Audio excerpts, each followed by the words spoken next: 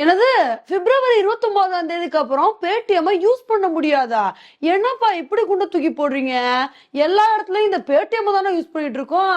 இதை யூஸ் பண்ணக்கூடாதுன்னு சொன்னா என்ன பண்றது? இப்படி நம்ம எல்லாருமே புலம்புற மாதிரிதான் இப்போ ஒரு செய்தி வந்திருக்குங்க. இன்னைக்கு நம்ம வீடியோல இந்த விஷயத்த பத்தி தான் பார்க்க போறோம். இப்ப ரிசர்வ் பேங்க் என்ன சொல்லியிருக்காங்கன்னா, பிப்ரவரி 29ஆம் தேதிக்கு அப்புறம் பேடிஎம்மோட சில சர்வீசஸ் நாங்க முடக்க போறோம். இந்த யூபிஐ டிரான்சாக்ஷன் பண்றது, இந்த ஃபாஸ்டாக் மூலமா பே பண்றது, இது எல்லாமே முடக்க போறோம் அப்படின்னு சொல்லியிருக்காங்க. இதுக்கான காரணம் என்ன சொல்லியிருக்காங்கன்னா, பேடிஎம் பல தடவை நாங்க எவ்வளவோ சொல்லியும் சில விதிமுறைகளை மீறுறாங்க. இதனால நாங்களும் எவ்வளவோ அவங்களுக்கு வார்னிங் கொடுத்து ஃபைன் எல்லாம் போட்டு பார்த்தோம். இருந்தாலும் அவங்க கேட்கிற பாடு இல்ல, ரூல்ஸ் மீறிக்கிட்டே இருக்காங்க.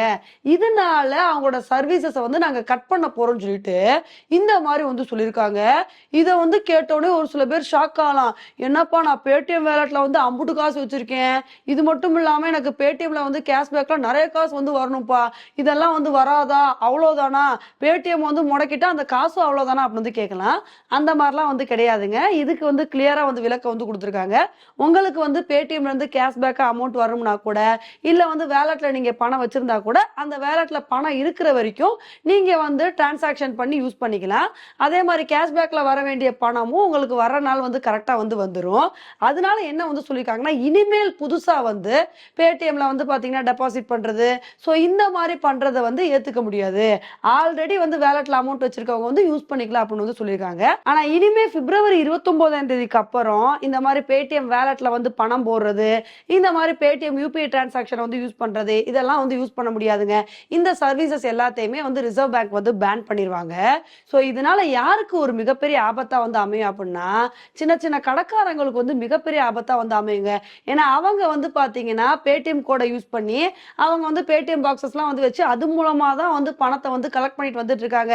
திடுதிப்புன்னு பேடிஎம் சர்வீசஸ் முடக்க போறோம் அப்படின்றப்ப அவங்க என்ன பண்ணணும்னா, எல்லாத்தையுமே புதுசா மாத்தணும். அந்த பேடிஎம் கோடு இதெல்லாம் மாத்திட்டு ஜிபேயோ இல்ல வேற ஏதாவது யூபிஐ டிரான்சாக்ஷன் போன்பேவோ இந்த மாதிரி கோடை யூஸ் பண்ணி தான் அடுத்து பணத்தை கலெக்ட் பண்ற மாதிரி இருக்கும். இது அவங்களுக்கு சிரமமா இருக்கும். ஏன்னா பல இடத்துல நம்மளும் இந்த பேடிஎம் வேலட்டை யூஸ் பண்ணி இந்த மாதிரிலாம் யூஸ் பண்ணி பணத்தை பே பண்ணி ஈஸியா கம்ஃபர்டபுளா பழகிட்டோம். திடுதிப்புன்னு இந்த சர்வீசஸ் இல்லை அப்படின்றப்ப நமக்கு ரொம்பவே கஷ்டமா இருக்கும்.